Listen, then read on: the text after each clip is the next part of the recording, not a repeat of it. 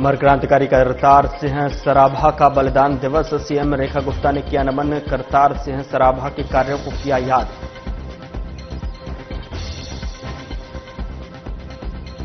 दिल्ली नगर निगम उपचुनावों को लेकर बीजेपी की बैठक। राष्ट्रीय संगठन महामंत्री बीएल संतोष ने किया मार्गदर्शन। सीएम रेखा गुप्ता ने एक्स पर पोस्ट कर दी जानकारी।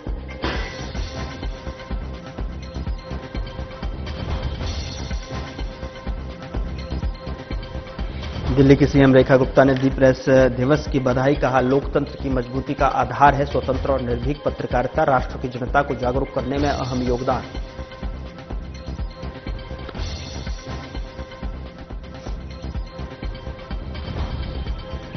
साउथ रोहिणी पुलिस ने 12 घंटे में सुलझाई हत्या की गुत्थी। ऑटो चालक की हत्या मामले में 5 नाबालिगों को किया गिरफ्तार। नशे की लत के चलते दिया था वारदात को अंजाम। नमस्कार, मैं हूं आपके साथ गौरव राजेंद्र। बुलेटिन की शुरुआत करते हैं। सीएम रेखा गुप्ता ने एक्स पर पोस्ट करते हुए लिखा कि अमर क्रांतिकारी करतार सिंह सराभा के बलिदान दिवस पर उन्हें शत शत नमन। गदर पार्टी के माध्यम से विदेशों में बसे भारतीयों को स्वतंत्रता के संकल्प के लिए एकजुट करने में उनका योगदान अद्वितीय था। कम आयु में ही जिस निर्भीकता, देशनिष्ठता और त्याग का परिचय उन्होंने दिया, उन्होंने भारतीय स्वतंत्रता संग्राम को एक नया आयाम दिया। उनकी क्रांतिकारी चेतना ने अनगिनत युवाओं में मातृभूमि के लिए सब कुछ अर्पित कर देने का जो भावना जगाई। उनका समर्पण, देशभक्ति, साहस और कर्तव्यनिष्ठा आने वाली पीढ़ियों के लिए प्रेरणा की अमिट मिसाल है।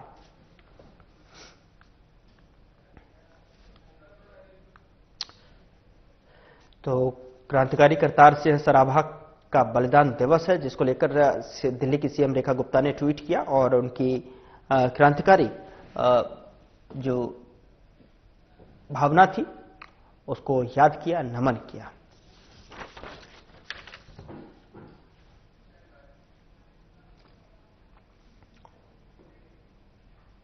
दिल्ली की सीएम रेखा गुप्ता ने बताया कि आगामी दिल्ली नगर निगम उपचुनाव को लेकर प्रदेश कार्यालय में आयोजित महत्वपूर्ण संगठनात्मक बैठक में राष्ट्रीय संगठन महामंत्री बीएल संतोष का प्रेरक मार्गदर्शन प्राप्त हुआ। दिल्ली बीजेपी संगठन अपनी प्रतिबद्धता, अनुशासन और सेवा भाव के साथ दिल्ली में फिर विजय का परचम लहराकर जनसेवा के लिए पूरी तरह प्रतिबद्ध है। इस बैठक में प्रदेश अध्यक्ष वीरेंद्र सचदेवा, प्रदेश संगठन महामंत्री पवन राणा सहित दिल्ली बीजेपी के वरिष्ठ पदाधिकारी और जनप्रतिनिधि उपस्थित रहे।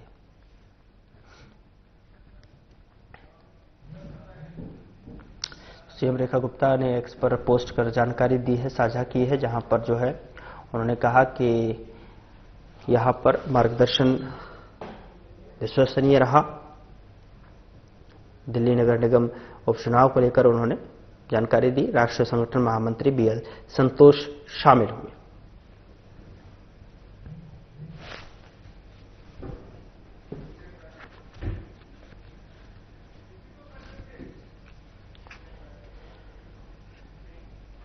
दिल्ली की सीएम रेखा गुप्ता ने एक्स पर पोस्ट करते हुए लिखा कि राष्ट्रीय प्रेस दिवस पर सभी पत्रकार बंधुओं को हार्दिक बधाई एवं शुभकामनाएं। लोकतंत्र की मजबूती का आधार स्वतंत्र, निर्भीक और तथ्य आधारित पत्रकारिता है। समाज की वास्तविक आवाज को सामने लाने, जनभावनाओं को अभिव्यक्ति करने और शासन प्रशासन को उत्तरदायी बनाए रखने में मीडिया की भूमिका काफी महत्वपूर्ण और प्रेरणादायी रही है। पत्रकारिता राष्ट्र के जनमानस को जागरूक, सशक्त और एकजुट करने का कार्य करती है, जो हमारे लोकतंत्र की अमूल्य पूंजी है।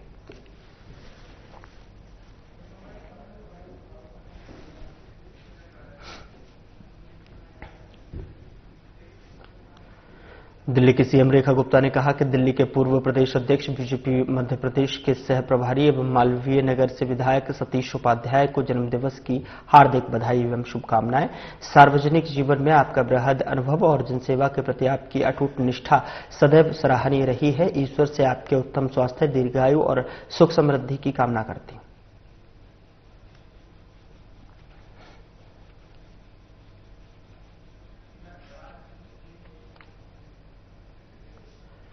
दिल्ली की मुख्यमंत्री रेखा गुप्ता ने भारतीय जनता युवा मोर्चा के राष्ट्रीय अध्यक्ष और बेंगलुरु दक्षिण से सांसद तेजस्वी सूर्या को उनके जन्मदिन पर हार्दिक शुभकामनाएं दी। सीएम रेखा गुप्ता ने उनके ऊर्जावान नेतृत्व, राष्ट्रवादी दृष्टि और युवा शक्ति को संगठित करने की अद्भुत क्षमता की सराहना की, जो संगठन को नई मजबूती प्रदान कर रही है। उन्होंने तेजस्वी सूर्या के उत्तम स्वास्थ्य की, दीर्घायु जीवन की कामना भी की।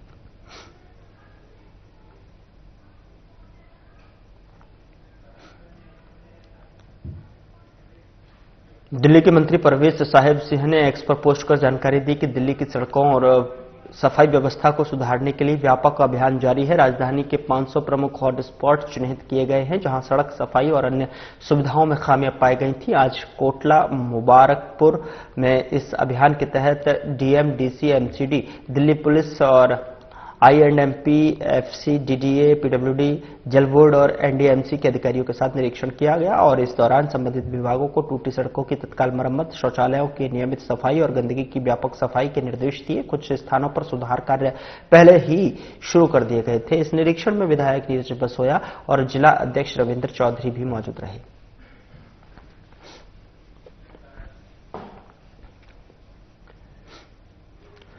दिल्ली के कैबिनेट मंत्री मरजिंदर सिंह सिरसा ने जानकारी देते हुए बताया कि दिल्ली के प्रदूषण को कम करना हमारी सरकार की प्राथमिकता है। इसी क्रम में वसंत कुंज और महिपालपुर के विभिन्न क्षेत्रों में स्वच्छता, धूल नियंत्रण, ट्रैफिक और सफाई व्यवस्था का निरीक्षण किया। इस दौरान संबंधित विभागों के अधिकारी भी मौजूद रहे।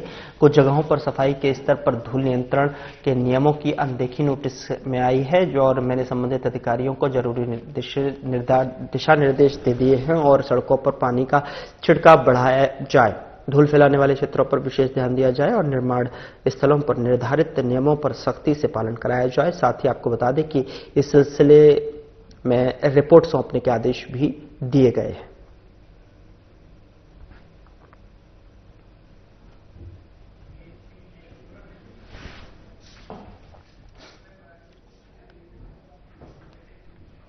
शालीमार बाग के त्रिलोक भवन में आज आरडब्ल्यूए सम्मेलन आयोजित किया गया, जिसमें स्थानीय निवासियों ने बड़ी संख्या में हिस्सा लिया। कार्यक्रम के दौरान क्षेत्र के नेताओं ने आगामी नगर निगम उपचुनाव में भाजपा के पक्ष में मतदान करने की अपील की।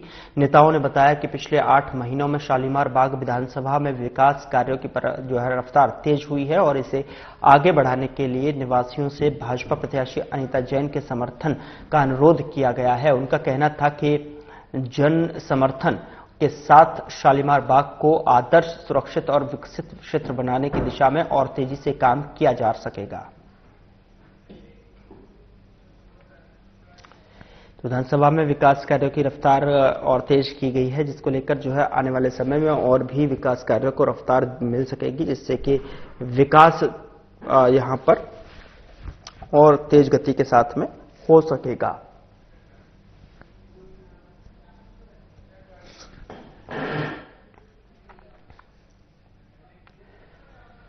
उधर रोहिणी जिले की साउथ रोहिणी पुलिस ने एक सनसनीखेज मर्डर केस को महज 12 घंटों में सुलझा लिया है।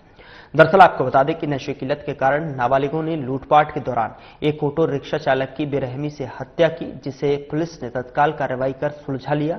पुलिस ने ऑटो रिक्शा चालक की हत्या करने के आरोप में 5 नाबालिगों को गिरफ्तार किया है। इस मामले में डीसीपी राजीव रंजन की निगरानी में साउथ रोहिणी एसएचओ ज्ञानेंद्र के नेतृत्व में एक विशेष टीम ने तत्काल कार्रवाई की। जानकारी के अनुसार नाबालिगों ने लूटपाट के इरादे से ऑटो रिक्शा चालक की बेरहमी से हत्या कर दी थी। तो 12 घंटे में ये हत्या की, मर्डर की गुत्थी यहां पर सुलझा ली गई है। साउथ रोहिणी पुलिस ने 12 घंटे में ये गुत्थी को सुलझा दिया गया है, जहां पर ऑटो चालक की हत्या मामले में 5 नाबालिगों को गिरफ्तार किया गया है। बता दें कि नशे की लत के चलते इस वारदात को अंजाम दिया गया था।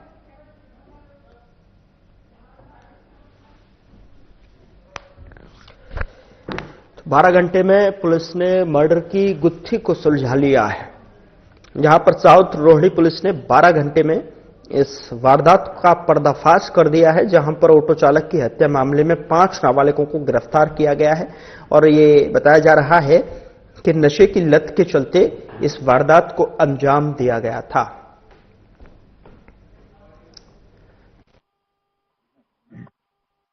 आप सबको पता होगा कि अभी विजय विहार में कल मिडनाइट में कॉल आई थी, जिसमें एक टीएसआर ड्राइवर थे मिस्टर राकेश कुमार, जिनकी हत्या कर दी गई थी।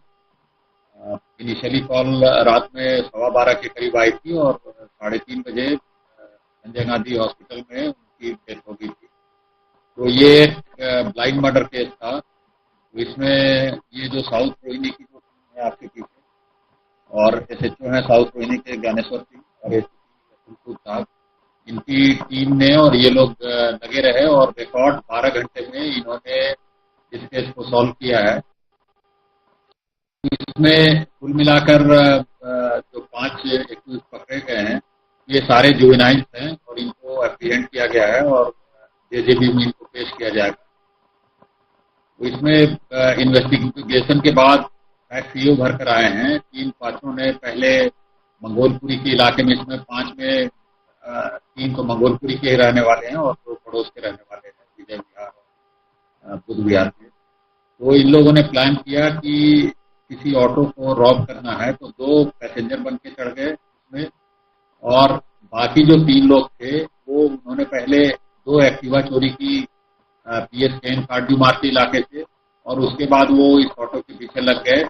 इनका प्लान यही था कि कहीं कोई सुनसान जगह होगी तो इसको रुकवा कर वो रॉब करेंगे ऑटो ड्राइवर। तो उसके बाद ये यहाँ पे सुनसान इलाके में जो घटना स्थल है विजय विहार के एरिया में, तो वहाँ पे इन्होंने रात में तकरीबन 12 बजे के बाद देखा कि काफी सुनसान है, तो इन्होंने ऑटो को रुकवाया, इसको रॉब करने की कोशिश की, लेकिन जो डिसीज्ड हैं राकेश कुमार उन्होंने रेसिस्ट किया। तो इसी में से एक juvenile in conflict with law ने चाकू मारा उनके लोअर बैक में। इनफैक्ट 2 स्टैब इंजरी हैं जो काफी गहरी थी, तो इसीलिए हॉस्पिटल में इलाज के दौरान उनकी डेथ हो गई। तो ये इस टीम ने इन 5 को एप्रीहेंड किया है और इनसे वो दोनों स्कूटी और वो जो ब्लड स्टेन नाइफ ये बरामद। इसमें से 2 हैं जिनका 5 तक का है एक्सपीरियंस स्नैचिंग और नहीं, ये ग्रुप वाले ही थे। नहीं, ये इंडिपेंडेंट कर रहे थे, इनको नशे की लत थी और शराब और गांजा इस तरह की चीजें थे। उसी नहीं, कोई बालिग इन्वॉल्व नहीं था। उसी दिन ये रात में 8-9 बजे के करीब मंगोलपुरी के पार्क में मिले और उन्होंने ये योजना बनाई किसी ऑटो वाले के साथ हम ऐसा करेंगे तो ठीक ठाक पैसे रिकवर चाकू है, बाकी लूट तो पाए नहीं थे। जो डिसीज थे उनके बॉडी पे उनका मोबाइल भी मिल गया था और 2600 रुपये जो थे वो शर्ट की पॉकेट में था। नहीं, इनका मोटिव ये था कि पैसे मिल जाए। ऑटो वो कार जैकिंग वाला वो आइडिया नहीं था, इनका मकसद सिर्फ पैसे लूटने थे ऑटो ड्राइवर से सुनसान। नहीं, सारे नहीं, 2 लोग हैं, उन्होंने बताया कि पहले भी वो हैं। नहीं, इस केस में वो लूट नहीं पाए, बस अटेम्प्टेड रॉबरी थी।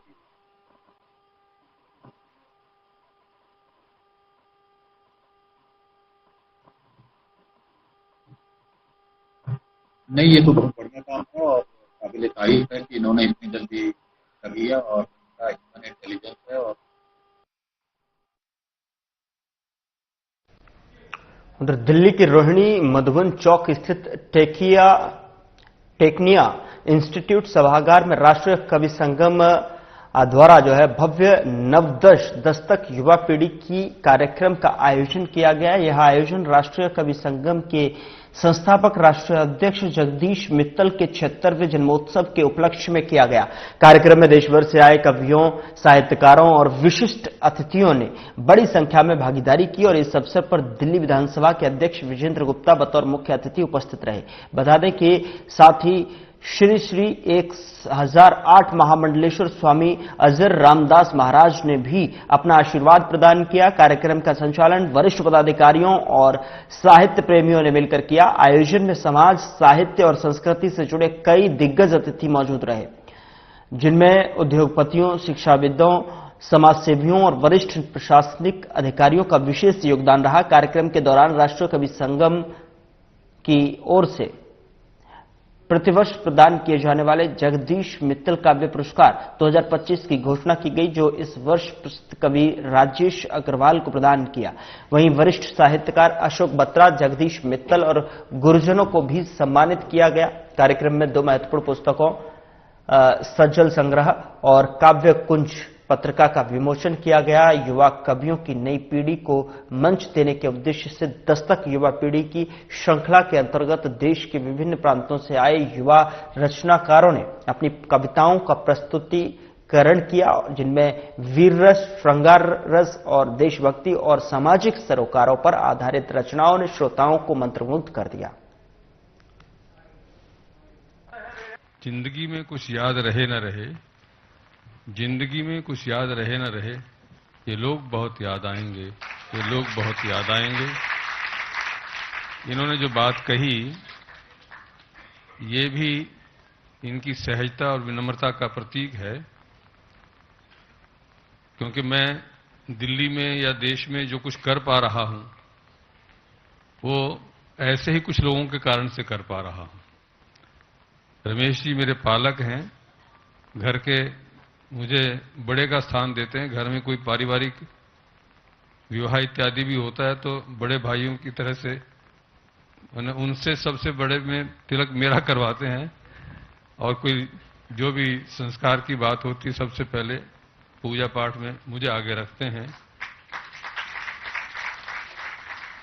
मेरे पास यद्यपि कुछ भी नहीं है, लेकिन फिर भी कुछ है, तो ऐसे रिश्ते हैं जो मेरे हर प्रकार की चिंता करते हैं, और उसमें बहुत लोग बैठे हैं, मंच वाले सभी हैं। बहुत लोग कहते हैं मैं बहुत रूपवान हूं, कौन कहता है, कई प्रकार के लोग कहते हैं मैं धनवान हूं। मैं कहता हूं कि आपको रूप का गर्व हो या ना हो, आपको धन का गर्व हो या ना हो, लेकिन आपको गर्व होना चाहिए कि आप भारत भूमि के एक नागरिक हैं। इसका आप जरूर गर्व कर सकते हैं। इसलिए कर सकते हैं, मेरे से बहुत सारे लोग कहते हैं, मैं हर साल कोई बड़े बड़े कार्यक्रम कराता हूं तो कहते हैं महाराज जी यज्ञ करा रहे हैं, अनुष्ठान करा रहे हैं, क्या मोक्ष की कामना है? इसी विषय को लेकर मेरे और संतों के साथ भी कई बार बहस हो चुकी है। कई मेरे कान भी पकड़ते हैं, जो वरिष्ठ हमारे संत हैं, कहते हैं ऐसा क्यों कहते हो, लोगों को गुमराह क्यों करते हो? हम तो सभी को कहते हैं भागवत से मोक्ष होता है, रामायण कथा से मोक्ष होता है, तो तुम क्यों दूसरी बातें बोलते हो? तो मेरा एक ही कहना है कि मैं ये यज्ञ अनुष्ठान जो कराता हूं, बाबूजी गए हैं, एक आश्रम, छोटा सा आश्रम है, श्री क्षेत्र ऋषिकेश में है, रामटेक में है, प्रयागराज में है, ग्वालियर के पास है, तो सब जगह में कोई ना कोई अनुष्ठान और यज्ञ या कथा होती रहती है। आप जिस तरह से उदयमान कवियों को, युवा कवियों को और पूरी कवियों की जाति को